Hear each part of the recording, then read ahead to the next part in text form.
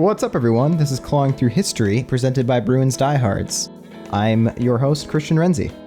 And I'm RJ DeMello, and on this week's episode, we take a look back at the Stanley Cup Blackout of 1988.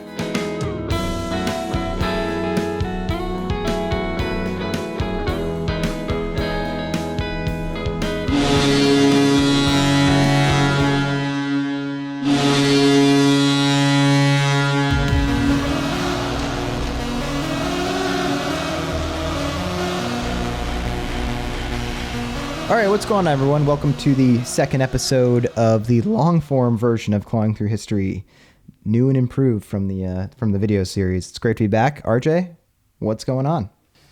Hey there, man. Good to see your face again. I like your background. Just a man I would die for, Patrice Bergeron. It's coming here from sunny and hot Portland, Oregon, and drinking This one's a Von Ebert, which is a local, pretty small brewery here in Oregon. Their Volatile Substance Northwest IPA. Very nice. In my Sam Adams glass, of course. What do you got going on your side, Christian? Yeah, so I have a beautiful road trip that's spelled RHODE. That is from Newport, Rhode Island. Back in your day, RJ, when you were a young man in college here in Rhode Island, it was just Newport Storm. That's kind of all they did. But now Newport Brewery is doing a lot of great stuff, and it's really funny because you're drinking a Northwest IPA. I'm drinking a New England IPA. All right. From Rhode Island, so that's pretty funny. Wait a minute. So I always thought the brewery was Newport Storm. Did they rebrand, or is that just one of their beers? I'm confused. I don't even know if they make Newport Storm beer anymore, but the brewery is no longer called Newport Storm. Apparently, according to this can, it is called Newport Craft Brewing, and it's quite good now. You know, it makes sense with the rebrand. They were like a micro brew of sorts before that was a popular thing, and to keep up with the times, you got to kind of remake yourself because that place was like good for 2011, but not for today. So, yeah, they were around long enough ago where I don't even think they were legally allowed to can their beer. Yeah, there were bottles, which you don't. My voice is gonna crack again. All podcasts, I can feel it. But I don't know. Maybe I should start doing throat exercises. But yeah, they were doing bottles for a while. Now cans. Rhode Island, I believe, is allowing you to buy 2 cases of beer now instead of just 1. Which is pretty recent. Wow. And, so these like Quaker laws are finally getting adjusted, huh? Right, exactly. I remember you couldn't buy like beer or alcohol on Sundays for the longest time, and they finally changed that. So yeah, you couldn't go to the Packy on a Sunday. Yeah. Oh man, I remember people going to like, they all have local names like Gleason's and Ferreras, and going to Ferreras on Saturday and stocking up to make sure that you got enough beer to last you both days. But RJ, it's great to be back doing this again. This week, I'm going to shut up a little bit more and you're going to talk. That's right. Yeah, I went down a rabbit hole. I watched a lot of old TV footage on YouTube for you all to do this. And I've got a story that I think is pretty cool about the power going out in Boston Garden during the Stanley Cup Finals. Do you know about this, Christian? Do you know about 1988? As you know, I'm significantly younger than you are, so I was not around in '88. I guess you weren't either. Neither was I. You were almost around. But yes, I was somewhat familiar with the story. Honestly, pretty recently I heard it, but I don't know too much about it, so I'm excited to hear what you are going to say. I will say that they've gotten better about... The rink is nicer now, the new rink, the TD Garden, but the ice still has its issues in the current garden. Interesting. Yes, you bring that up. We're going to be hearing about some real issues. The old barn, the old Boston Garden was a wonderful home rink advantage, but just a really old and outdated and tough place to play for everybody involved. And this story epitomizes that. I'm gonna be taking you on the journey today. I'm gonna need you to like imagine with me here. So are you ready to go on, immerse yourself, imagine that you are back in 1988? I am ready. Okay. So like I just said, imagine it's May 24th, 1988. Anything for You by Gloria Estefan is top of the charts. Never heard that song before. Listened to it for the first time today. Is it a banger? It's a ballad. It is a ballad, that's for sure. Like an 80s ballad. And Crocodile Dundee 2 comes out tomorrow. Went on to be the #1 movie. But more importantly, the Boston Bruins are playing tonight in Game 4 of the Stanley Cup Finals.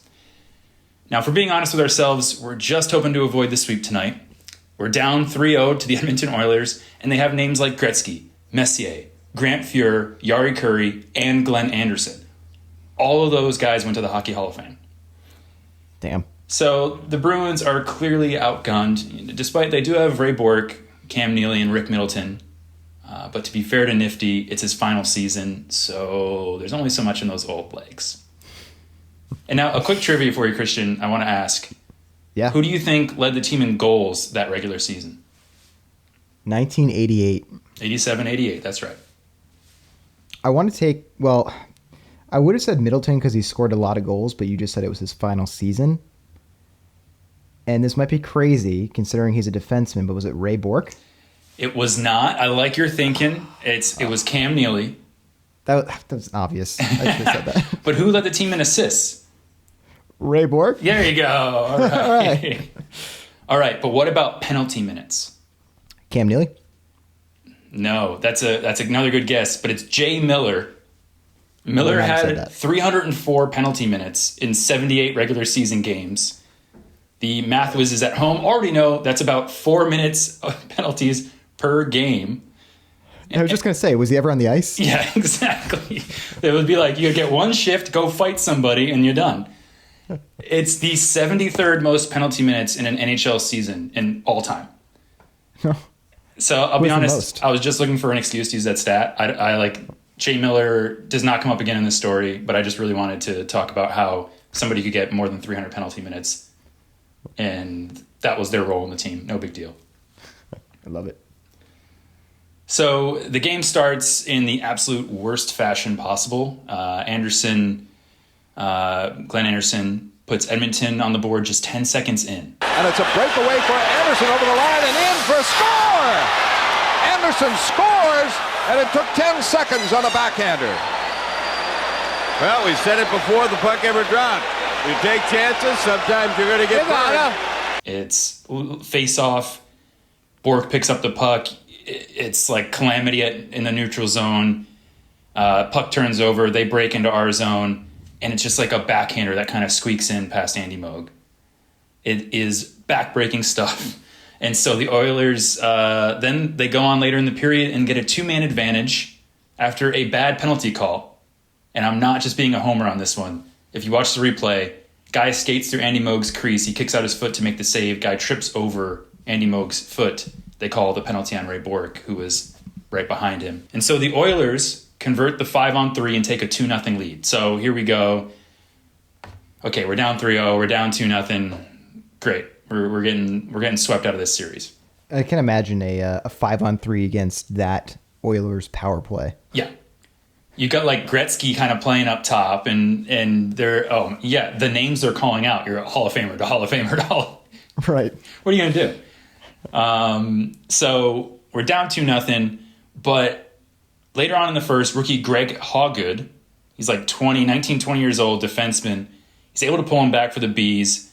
It's just a minute and a half later. He collects a pass coming in from the point. He hesitates for a second, and that kind of like makes the goalie go down, and he roofs it. There it is. For Hogard, the rookie in. Scores! Greg Hogard, the 20-year-old rookie. His first as a Bruin, and it's 2-1. And crowd goes wild. It's 2-1. Bruins are back in the game. End of the first period. So, okay. We're watching at home. We're thinking, well, they'd still get a shot at this. We're only down a goal. Let's regroup. Let's come back out. So now it's a warm day in Boston. And even though it's now getting late into the evening, maybe 9 p.m., 8:30, 9 p.m., the temperature's still in the 70s outside. Yep. And so, as we were just talking about earlier, the Garden is just about 60 years old at this point. And, of course, doesn't have air conditioning. Oh, God. So, as a result, a fog settles over the ice, and it just worsens throughout the game. And so, if you look at old footage of the broadcast, they show a fan with a thermometer, like a little circular thermometer with the red hand. You know, you've seen these things.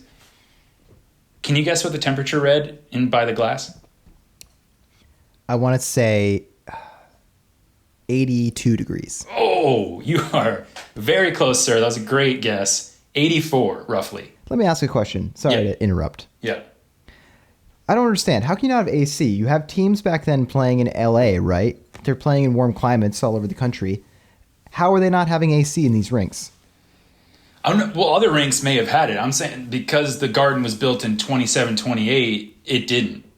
Fair enough. And so it's iconic on both hockey and basketball at the Garden. So there was an NBA Finals game where the temperature on the court read at 97, and they were giving the players oxygen. So thanks. The Garden was not meant for anything to happen in it after April, and here we are May 24th, and it's just sweating. And sure, everybody in there is sweating. It probably smells great. The entire arena smells like a locker room, a hockey locker room, let alone just the players themselves.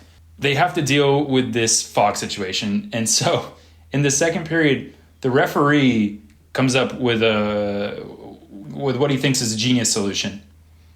Apparently, it had been done a couple times before, and whenever there's been fog at other rinks, he gets both teams, entire squads from both teams, out onto the ice and has them skate around the ice together to try and dissipate the fog.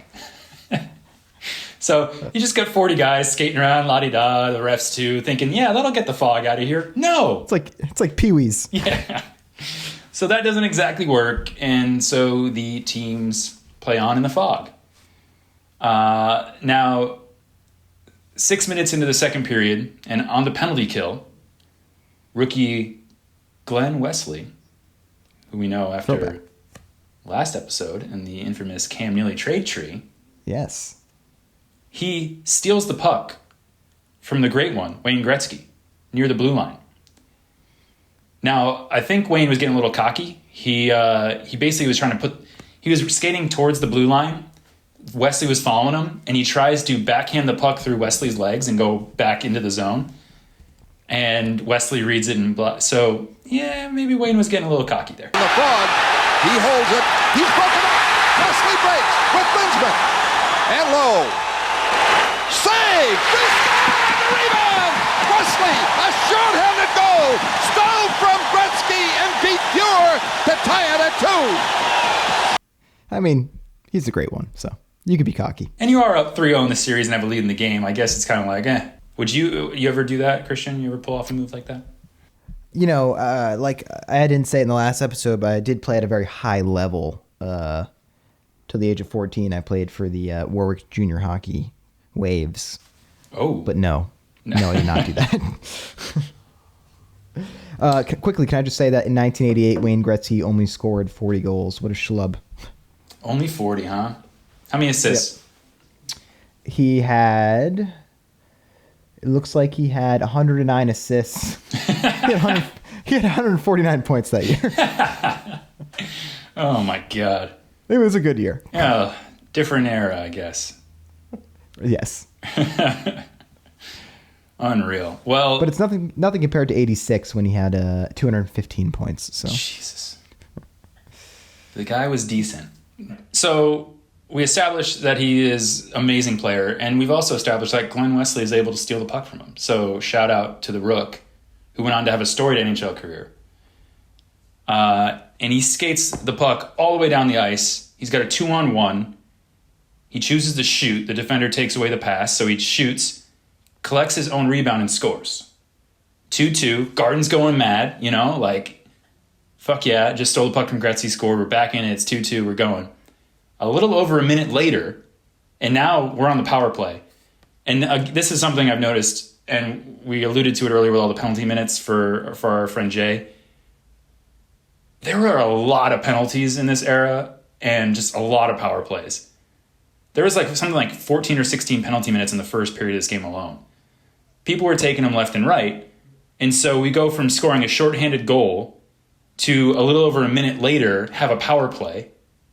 And face off, Wesley gets it at the point, rips a shot, 3-2. It's pandemonium in the old barn. Face off to the right of Fewer. Linsman out on the power play with Sweeney and Crowder. Wesley back for Wesley. Wesley fires. Scores! Power play goal for Glenn Wesley. His second in a row. Bruins lead 3-2. Well, let the kids play all night. Wesley he can't do anything wrong at this point. 2 goals for the kid. And we think we got it. We're sitting at home. You're probably got a snack, you got a beer, you're celebrating, you're high-fiving if anybody's over. You're loving life. Drinking a Narragansett. That's right. A good old Narragansett. You know, maybe you're going to watch Jaws after this. I don't know. By the way, Glenn Wesley, sorry to cut you off again. That guy played so long that he won a Stanley Cup with the Carolina Hurricanes in 2006. Yeah, he played for a while. Till 2008. Yeah, it's unreal. Some of these guys, in the broadcast, they also talk about somebody who I don't really mention here that got traded away from the Oilers earlier this season being 87-88. They traded away Paul Coffey, who is another guy that played until like 2001 or something. Just wild. And you're like, oh, okay. All right. Moving on here. We're still in the second period. We're up 3-2 now. Upper deck is shaking. Oh yeah, they're basically on the ice.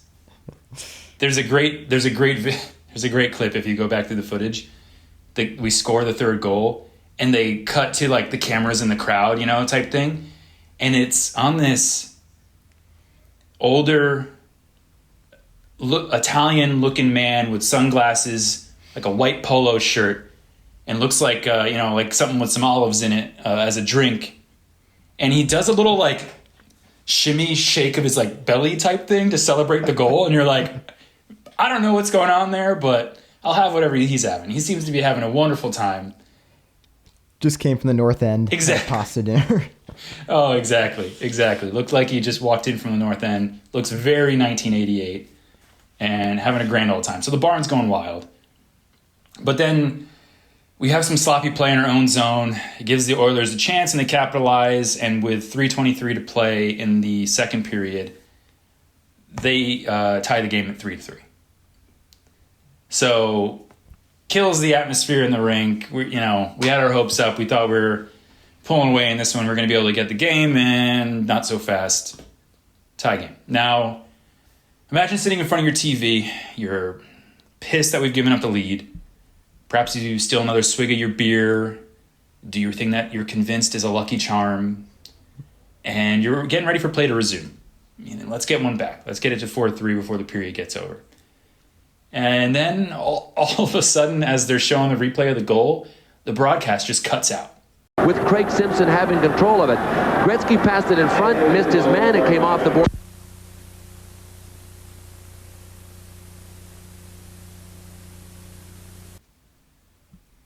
Maybe you go and you like wiggle your antenna on your TV, or you turn it off and then on again. You're like, nothing. It is nothing to do with your TV.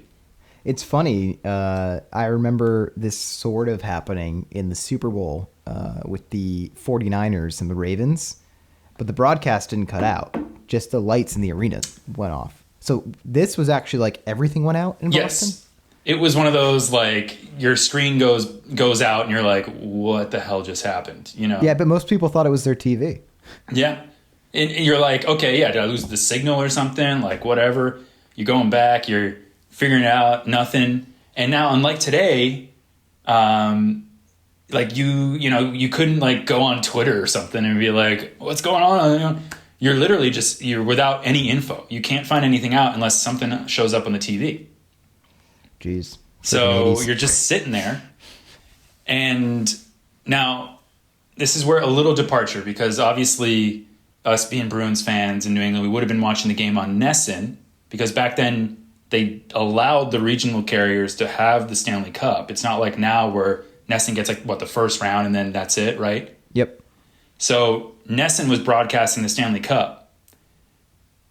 But since the best coverage I could find of the night is on ESPN. We're going to pretend we're viewing the national feed this evening. So maybe you were on a nice vacation planned to like Atlantic City and you're catching the game there in your hotel room. Or you're at Revere Beach. I don't know. Trying to think of a summer vacation in Boston. You got to go to Hilton Head, South Carolina. Yeah, exactly. Where do New Englanders go? So we're watching the game on ESPN tonight. Now, after a pause in the ESPN broadcast on a generic network logo, so like it goes out, and then after a little bit, a ESPN logo just comes up. And then after a pause there, a card goes up, and it reads, "Due to a power loss at the Boston Garden, the Stanley Cup hockey game between the Oilers and the Bruins will be delayed." So you get a little bit of info. This is crazy to me. Like, if this happened today, I would lose my mind. Like, I can't imagine watching. I mean, they were down 3-0, but like, imagine if it was a tied series or something. Like, oh yeah, you can't just end a game like that. Well, so you're like sitting there and you're like, what, power loss, and like be delayed for how long, whatever. So like, I guess, you keep it on the channel, you keep it on ESPN, and more time passes, and still, of course, there's nothing to check. You can't even call somebody, like, unless you know somebody calls you from a payphone outside the rink who was in the building or something. So you're in the dark as to what's going on, pun intended. Literally. And you're sitting there. Finally, with each team's logos appearing on the screen, so you got the Oilers and the Bruins logos pop up, the voice of the one and only 41 years old, Doc Emmerich, comes through live from inside the building. Finally, we get a chance to clue you in on what's happened. At about 9:30, about 10 minutes ago, the main source of power here at Boston Garden went out. Right now, you are viewing the proud emblem of the National Hockey League. But here in Boston Garden, we can describe to you that there is faint light within the arena, enough for people to see to move back and forth. What has happened with 3 minutes and 23 seconds to go in the second is that the officials have decided now to tack that time onto the third period, create our normal intermission now, and then hope that the power can be restored. The emergency generating equipment is operating, so the ice will be, if you consider it great so far tonight, the ice will be as good as it has been. He's on the phone, so they have to call in on the phone to give the updates. Because the phone lines will work, but they don't have power yet in the building. So Doc calls in with his update. At roughly 9:30 p.m. on the East Coast, the power went out in Boston Garden. So stunned fans inside the arena lit matches and lighters and stuff because, you didn't have a cell phone to turn the flashlight on or something in those days. And so people started lighting stuff up and everything, and police and staff began working to get fans out of this just dark Boston Garden. I guess there was a little bit of light, so it wasn't pitch black, but it was dark. And so the players lingered on the ice for a while before they were instructed to retreat to the locker rooms.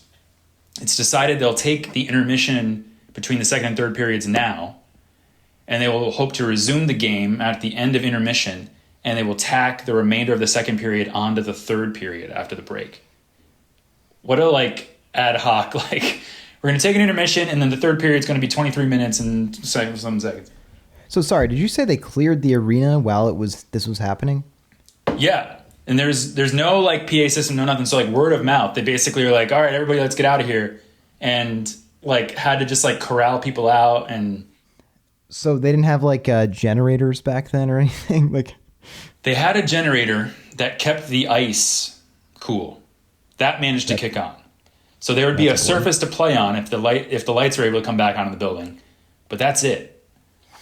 So yeah, other than that, it's there's no way to communicate inside. You didn't know nothing watching your TV at home.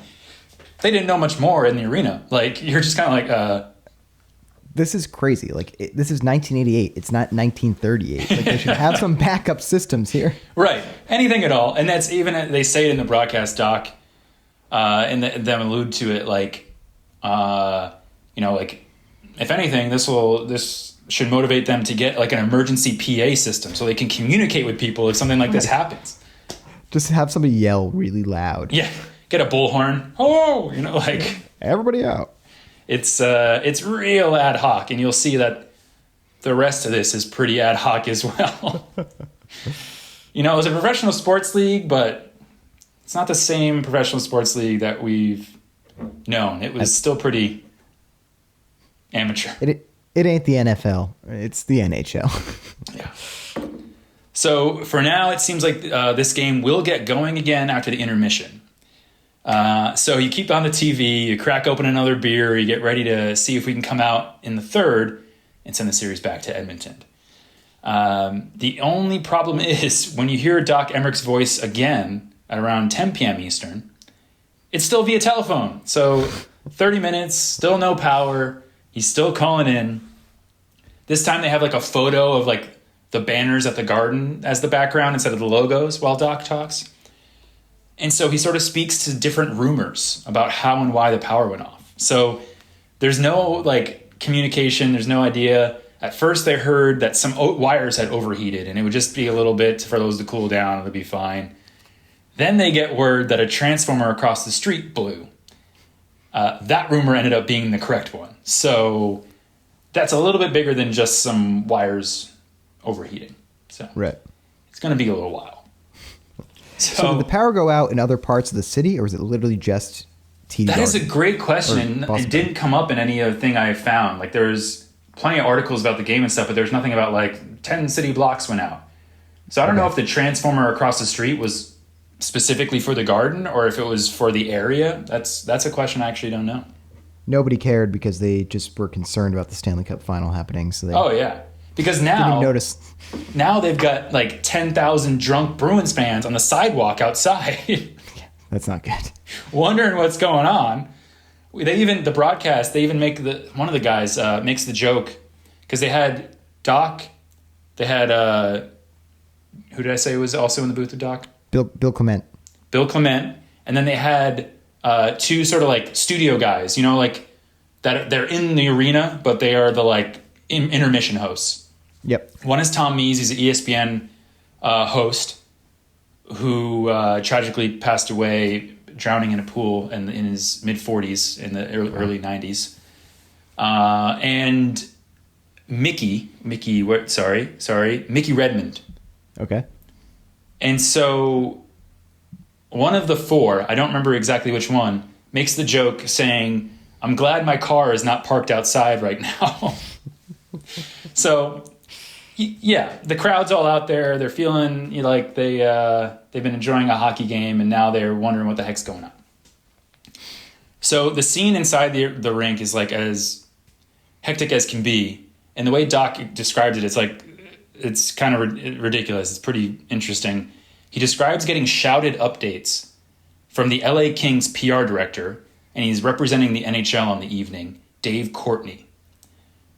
And so he's gotten word that NHL president John Ziegler, at the time it was president, the commissioner only was created when Gary Bettman became commissioner in 93.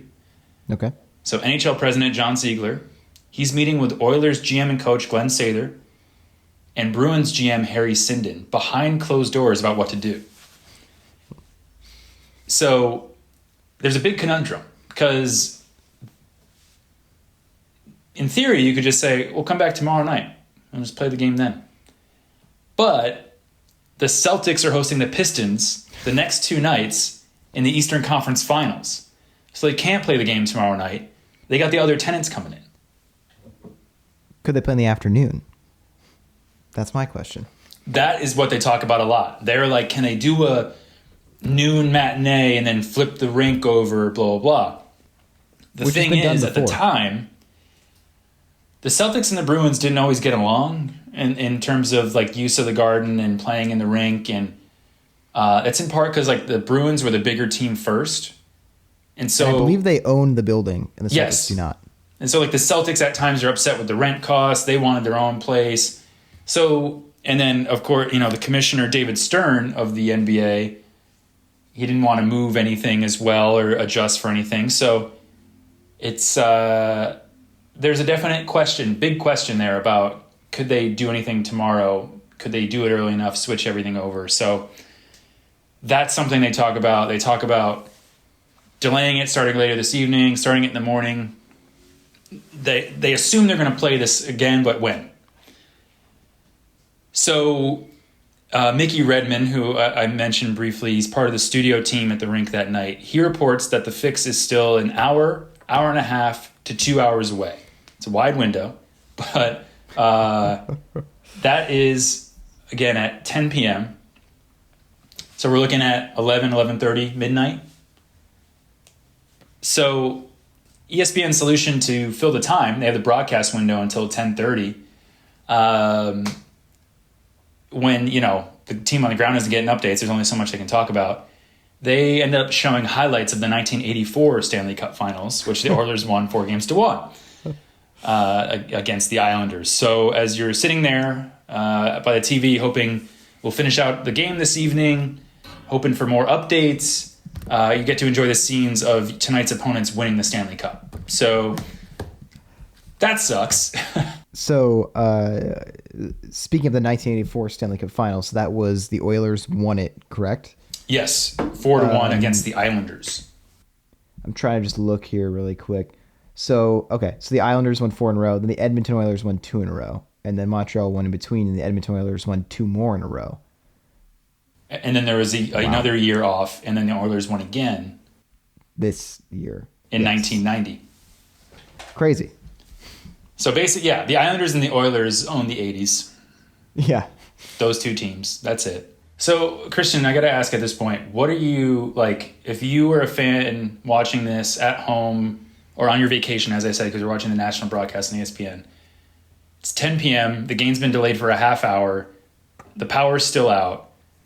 What are you thinking? What are you doing? What's your game plan here? No, like, knowing me, I'm not exactly like a rational fan. The Bruins are down 3-0 in the series. This happens. I'm like, just put me out of my misery. Like, have the game come back and have the Bruins lose. That's what I want. Like, I can't handle this delay. Like, they're not coming back against Gretzky's Oilers. So please get rid of this delay and just end the misery. Yeah. That's what I'm thinking. So you wanted to play it out, but purely so, like, this series can end because the series is not going to 7. So I can get my summer started. And back then, this is May 24th. You can really get your summer started. It's not it's not like now when it goes into June, July, like. Right. I would sit around waiting for the game to come back all night. I mean, last year I watched the entire, who was that? Tampa and Carolina, who went for like 7 hours when they were in the bubble. Like, I watched that whole thing, and I don't even like those teams. You watched that? The entire thing? So it started, the overtime started at 3 p.m. It was a work day. My girlfriend had to work an overnight, so I was just like alone in my apartment. And I was like, I might as well just leave this thing on till it's over. So it started during my work day and ended at 11 p.m. But anyway, yeah, I would stick it out. Jesus. Because at some point you're like, I've invested so much time, I got to see who wins. Exactly. And then Tampa won, who I hate. Yeah. So. Ugh. But yeah, no, I'd want my misery to end and the game to be over. All right. Well, let's see if how would you feel? How would I feel? I feel like I would be, especially then where I can't look at my phone and see what's going on, I would be glued to that TV. Right.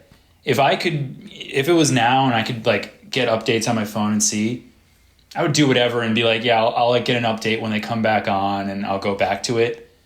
Look, there's a video of the power out in the garden, whatever.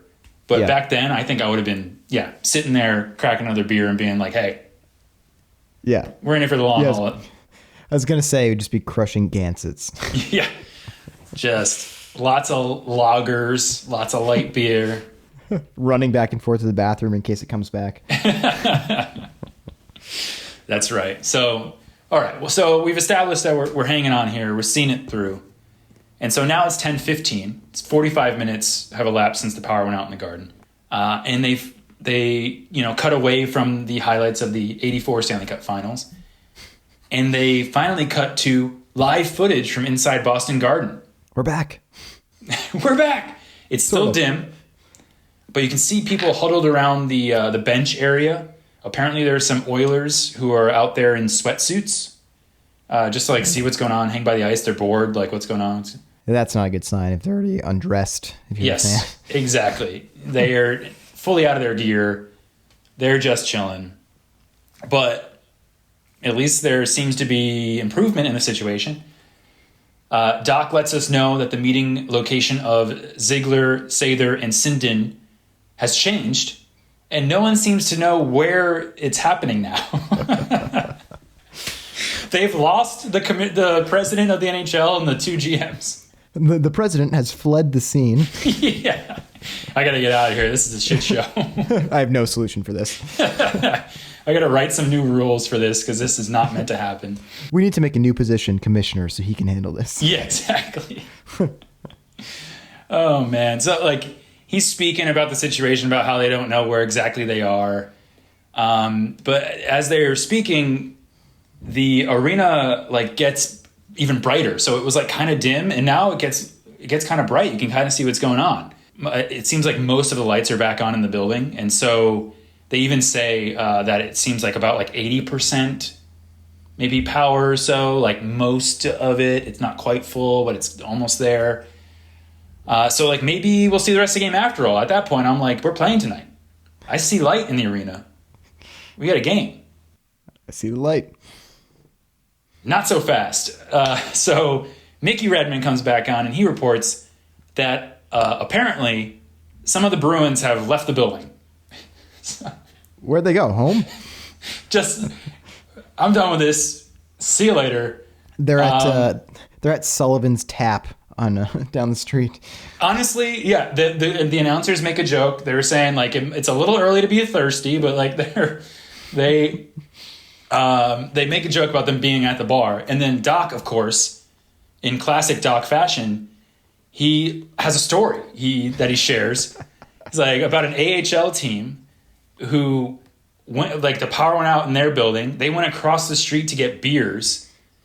And after a delay, the power came back on. They're like, you got to go back and play. And they're like, what? They're drinking beer at the bar. And they're like, you got to get back in the rink and play. And they went and finished the game. How would you do 2 beers in trying to play hockey at a high level? I have a rule, and I talk to my friend Jack about this all the time, about when we go running. As soon as you have a sip of alcohol, I'm not exercising. Literally, it could be 1 sip, and I'm not working out. So definitely, I could not play hockey after 1 beer. I played in a pickup league last year, pre-COVID, and we were playing in South Boston, and a dude was cracking a Guinness on the bench. A Guinness? Of all beers, yeah, a Guinness. I could see give me a light beer that's a ice Miller cold. Lite. Guinness. Just a thick ass stout. But Jesus. Yeah. I mean, could you play hockey with? I could play golf with a beer. I mean, but not hockey. After Doc's story about the AHL team that goes and has beers and then has to finish their game, what's left to do now? The room where it happens can't be found. Oilers are in tracksuits. Bruins have left the building. The only logical thing to do, of course, is to cut to reporter Tom Mees outside the Garden with rowdy fans. Got to fill the time somehow, right? Right. So, cut to Tom outside, and the crowd gathered around. To his right is the production truck. Behind him are clearly some staff, setting up his, making sure he has his audio gear and holding the crowd back. To his left, there's a couple of those, police wooden barriers, and there's just crowds by him, and they're all chanting, "We want to know! We want to know!" That's it. They just want to know. They don't care. Please let us know what's going on. There's nothing more dangerous than a bunch of really drunk Bostonians that are mad. It's one of the scariest sights you'll ever see. Yes. And Tommy Boy treats the crowd as somebody who is really not about wasted sports fans. He's an asshole. He's kind of like clearly like, look at this drunk asshole, but not saying it. You know what I mean? I don't want to speak ill of the dead here, so I'm just going to leave it at that. But he was treating them with contempt for sure. Okay. And so he walks up to the crowd after doing a quick little hit of, we're outside the garden. Blah, blah. He asked one guy if he kept his ticket stub so he could perhaps go back in if the game was resumed. That guy, he held on to it. He'll be able to go back in. Could you come back tomorrow? Yeah, I'll be here no matter what. Now, this might be my favorite interview. He approaches a young kid asking about his ticket stub. So the answer is priceless. Hold on. What about you, young man? Do you have your ticket stub? I'm snuck in the whole season. Do you have your ticket? Nope. So, well, you obviously hope they're going to play this tonight, right? Sneaking again. All right. We got to find that kid. We got to know, like, what's going on. Let's get him on the podcast. I would love nothing more than to get the kid that snuck in the entire 87-88 season on the podcast. If you're out there, get in touch. Then, of course, you have your inebriated patrons nearby that Tom happens to wander near. He doesn't even talk to this person. He just wanders near enough to him. I was talking to Johnny most of all. Well, as you can see, the mood out here is jovial. So Tom Nees just walks away. He just okay, and just pieces. He's like, nope. I just think it's hilarious. It's hilarious that this guy is out there and just does not want to be interviewing these people. Oh, he totally doesn't want to be there. Like, I don't know. He's like, this is miserable. The kid says he snuck in all season. He doesn't know how to handle that. The drunk guy's yelling about Johnny Most in his ear. He asked one woman, like, what do you think of this? And she's like, I think it's great. And he's like, you think it's great? Like, it's like, this is fucking miserable. Like, though I will say the first time they cut to Tom Mees, he does like a normal little hit and he goes back in. The thing they're chanting is Bruins in 7, Bruins in 7. Yeah, good luck. You know what? I salute you to the Bruins in 7 chanters. That is the optimism we need. And that's the optimism. The only, like, to a Boston fan at that point, aside from Celtics, it's been at that point 16 years since the Bruins won. The Red Sox, how that's going. Well, I believe they're 2 years out from that through the legs. Oh, yeah. They've had that Buckner trauma. Yep. So, you got to have the optimism if you're a Boston fan.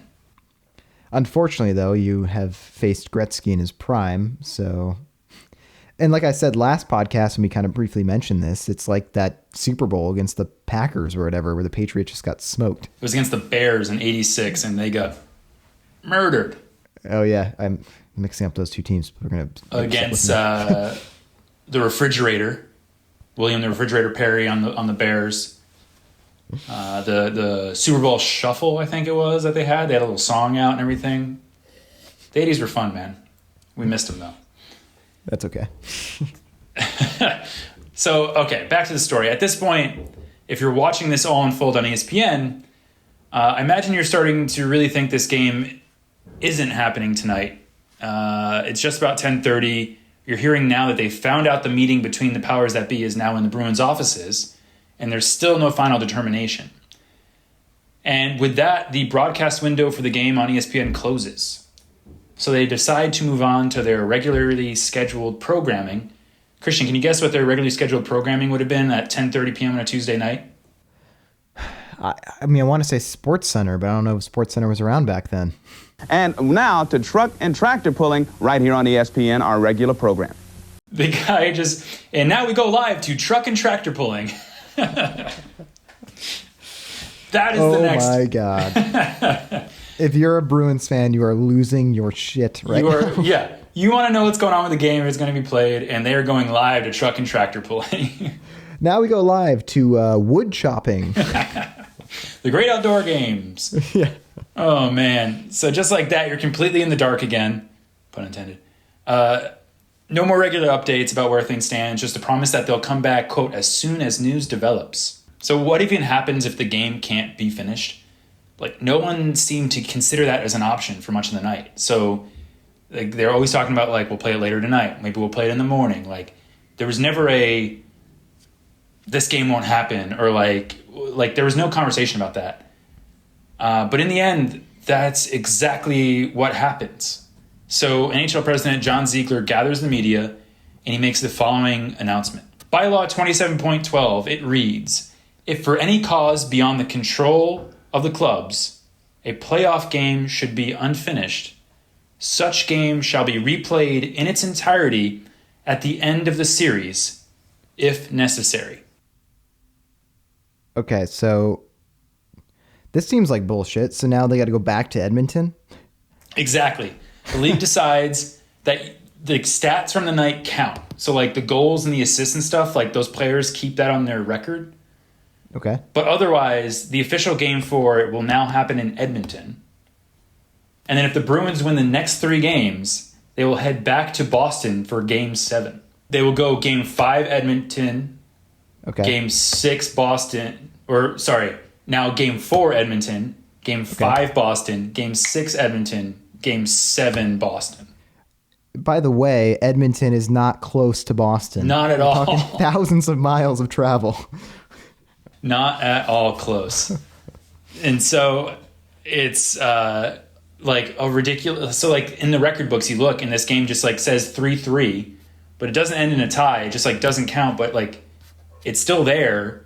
And there's still people that scored, and there's still that goal 10 seconds in was like the record for quickest goal in NHL Stanley Cup. Like, and that counted as the record, even though that game didn't count in the end as like a final result, you know? Have they changed this rule since then? I mean, this seems stupid. That is a great question, but I do guess it is one way to make sure your team has home ice for Game 7. It's just like have the power go out, and then you'll come back home for Game 7, you know? Like, yeah. Strategy. I think the Bruins were really trying for this. That's all. Wow. All right. Well, here we are. We're going back to Edmonton to play Game 4, or 4.5, I'll call it. And at this point, you got to just be completely demoralized, right? Like, not only you're down 3-0, not only did your game at home, a blackout happen, and now it doesn't count, and you're going back there. I mean, in the end, no matter what, even if this didn't happen, the Bruins probably wouldn't have won this series, but they probably would have won the game, thinking about the energy they had coming off those big goals by our boy Glenn, you know? Yeah. You know, you give the town that moment, they win a game, they celebrate that night, and then, yeah, sure, whatever. They lose when they go back to Edmonton or something, but... They're not embarrassed. Yeah. Or who knows, maybe they pull off a Red Sox versus Yankees from 04 when they come back from 3-0 down. But probably instead, not. But probably not. Definitely not. This team is way better than them. Yeah. But sure enough, Edmonton, they take the next game 6-3, and they lift their 4th Stanley Cup in 5 years. So sad. The NHL blackout of 88 leads to nothing other than a Game 4 in Edmonton and a Oilers win. Now, you'd think that'd be the last Stanley Cup blackout in Boston Garden. But what are the odds it could happen again? Well, considering the building was kind of falling apart, probably pretty good. Yeah, really high apparently, because it went out in Game 1 of the 1990 Stanley Cup Finals. Against Edmonton. Exactly, and that means there were power outages at consecutive Stanley Cup games in the building. The last game in 88, power goes out. They don't even finish the game. First game in 90, power goes out again. So I bet it's at that point where Bruins ownership is like, we need a new building. Yeah, we need a new building for the love of God. And Edmonton is like, I don't want to play this shitty team ever again. Yeah, it's hot in here. I'm sweating. The power is going out again. Canadians don't do well in the heat. The Bruins met the Oilers again, but this time they don't have Gretzky. And the Bruins had a better team. Like 88, it was maybe a little bit of a fluke, if you will, or you know, they weren't supposed to maybe be there. 90, they were really good. And Bork and company outplayed them for most of the game. Yet they found themselves down 2-0 heading into the third. It was really unlucky. Like at that point, Edmonton's goalie is Bill Ranford, who Bruin. I had his jersey. So on that night, in the end, he makes over 50 saves. This was game 1, you said, of 1990? So the Bruins were good enough to have home ice advantage then. Exactly. They had home ice. They have 50 shots. They're down 2 after the second period. They're getting unlucky. But then in the third period, good old Raymond, he scores twice to send the game to OT. 1 overtime passes and a second overtime passes. Goes to a third overtime. And a light bank in the arena dims. Of course, it's the Boston Garden. That's what happens here. So it wasn't quite the full blackout of 88. And this time the problem was fixed and they were back out playing in just 24 minutes. Just 24 minutes. Fun fact about the 1990 team, there was a couple of familiar names on that team.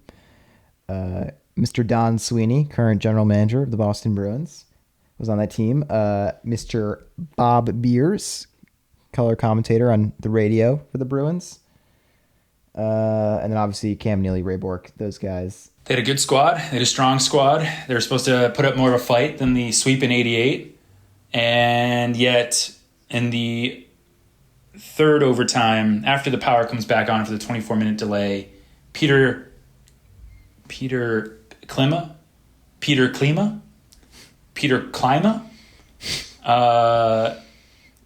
his last name is Klima. Yeah, we'll go with that. Peter Klima.